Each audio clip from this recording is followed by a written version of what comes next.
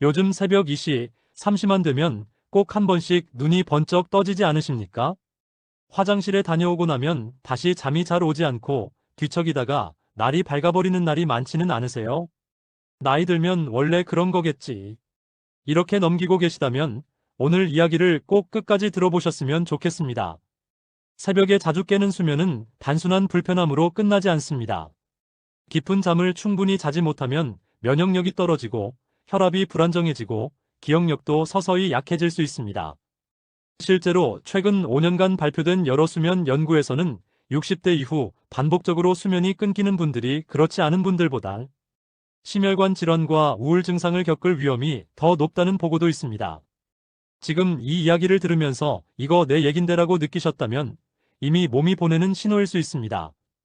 상담을 하다 보면 이런 말씀을 정말 많이 듣습니다. 젊을 땐 머리만 대면 잤는데 요즘은 왜 이렇게 자주 깨는지 모르겠어요. 깊이 잔 느낌이 없어서 아침이 너무 피곤해요. 특히 60대 이후에는 잠이 줄어드는 게 아니라 잠의 깊이가 얕아지는 경우가 많습니다. 얕은 잠은 작은 소리, 체온 변화, 방광 자극에도 쉽게 깨버립니다. 그래서 예전과 같은 시간 동안 누워 있어도 몸은 충분히 회복되지 못합니다. 오늘은 한 분의 이야기를 들려드리겠습니다. 68세 김 어르신 이야기입니다. 이분은 매일 새벽 3시면 정확히 눈이 떴습니다.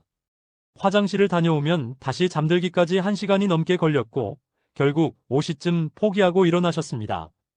낮에는 졸리고 괜히 짜증이 늘었고 나이 들어서 체력이 확 떨어졌구나라고 생각하셨습니다. 그래서 낮잠을 2시간씩 주무셨습니다.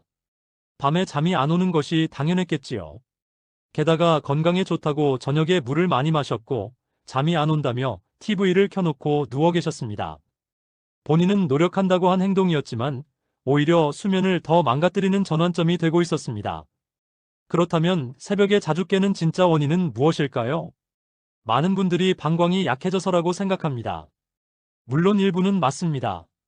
하지만 그보다 더 근본적인 원인은 호르몬 변화와 생체 리듬의 흔들림입니다. 우리 몸에는 밤이 되면 잠을 깊게 만들어주는 물질이 나옵니다.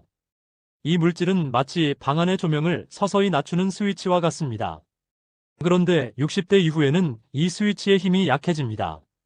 불빛이 완전히 꺼지지 않고 희미하게 남아있는 상태와 비슷합니다. 그러니 작은 자극에도 쉽게 깨어나는 것이죠. 또 하나 중요한 것은 혈당과 체온의 변화입니다. 밤사이 혈당이 떨어지거나 체온이 변하면 몸은 뭔가 이상하다라고 신호를 보냅니다. 마치 자동차 경고등이 잠깐 켜지는 것과 같습니다. 위험하지 않아도 깜짝 놀라 깨어버리는 겁니다. 최근 수면의학 연구에서도 고령층의 야간 각성은 단순 방광 문제보다 자율신경, 균형의 변화와 깊은 관련이 있다고 보고하고 있습니다.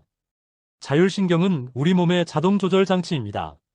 그런데 이 균형이 나이가 들면서 예전만큼 부드럽게 작동하지 않습니다. 여기에 생활 습관이 더해집니다. 저녁 늦은 시간에 스마트폰, TV, 과한 수분 섭취, 낮잠 과다. 이 모든 것이 밤 수면을 얕게 만듭니다. 마치 밤에 자야 할 몸을 낮처럼 착각하게 만드는 것과 같습니다. 그렇다면 해결 방법은 복잡할까요? 의외로 간단한 변화에서 시작됩니다. 첫 번째는 빛 관리입니다. 아침 햇빛을 20분 이상 쬐는 것만으로도 생체 리듬이 다시 맞춰지기 시작합니다. 햇빛은 몸속 시계를 맞추는 리셋 버튼과 같습니다. 실제로 아침빛 노출이 멜라토닌 분비 리듬을 안정시킨다는 연구 결과도 있습니다. 두 번째는 저녁 수분 조절입니다. 잠들기 2시간 전부터는 물 섭취를 줄이십시오. 그렇다고 하루 물을 적게 마시라는 뜻은 아닙니다. 낮에 충분히 마시고 저녁에는 천천히 줄이는 것이 중요합니다. 이 부분이 정말 중요합니다.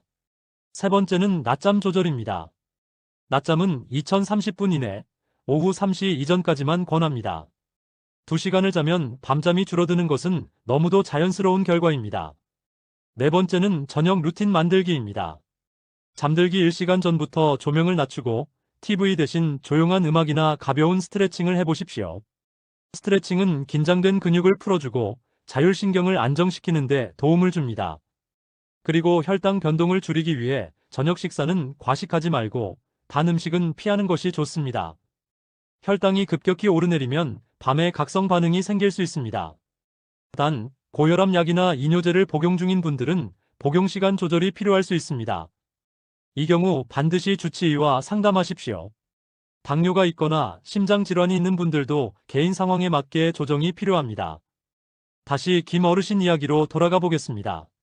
아침마다 공원 산책을 시작했고, 낮잠을 30분으로 줄였고, 저녁 8시 이후 물을 줄였습니다. TV는 9시에 끄고 간단한 다리 스트레칭을 했습니다. 처음 일주일은 큰 변화가 없었습니다. 하지만 3주쯤 지나자 새벽에 깨는 횟수가 줄어들었고, 깨더라도 다시 잠드는 시간이 짧아졌습니다. 무엇보다 아침 표정이 달라졌습니다. 오늘은 좀 개운하네. 이 말이 나왔습니다. 잠이 달라지니 낮의 기분도 달라졌습니다. 짜증이 줄고 손주와 놀아줄 힘도 생겼습니다. 수면은 단순한 밤 문제가 아니라 하루 전체의 문제입니다. 조금만 바꿔도 달라집니다. 아침 햇빛, 저녁 조명, 낮잠 시간, 물 마시는 시간. 거창하지 않습니다. 하지만 몸은 이런 작은 규칙을 좋아합니다. 혹시 오늘도 새벽에 깨셨나요? 그렇다면 오늘 아침부터 햇빛을 조금 더 쬐어 보십시오. 오늘 저녁에는 물을 조금만 줄여 보십시오. TV를 조금만 일찍 꺼 보십시오. 완벽하게 하려 하지 마십시오. 하나씩만 바꿔도 몸은 반응합니다. 여러분의 밤은 아직 늦지 않았습니다. 편안한 잠은 나이가 들어도 충분히 회복될 수 있습니다. 오늘부터 천천히 몸의 시계를 다시 맞춰보시겠습니까? 여러분의 조용하고 깊은 밤을 진심으로 응원합니다.